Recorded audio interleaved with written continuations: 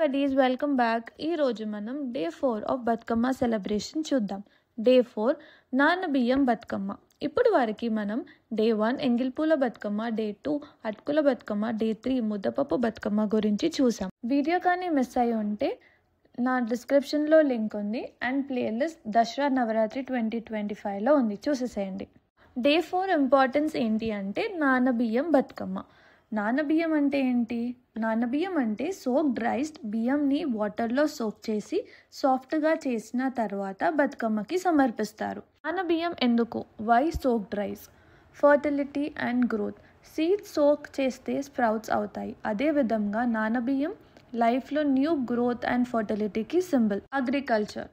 Farmers కోసం rain సరిగ్గా పడాలి, పంటలు బాగా పండాలి అని అర్థం. Balance in life. Rice plus పెరుగు ప్లస్ చింతపండు ఈక్వల్ టు మంచి combination.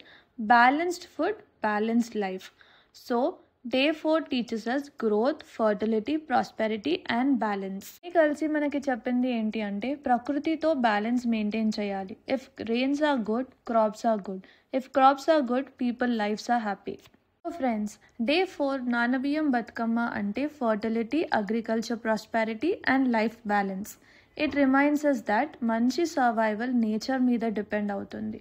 So we must respect food, water and environment. If you like this video, do like, share, comment and subscribe.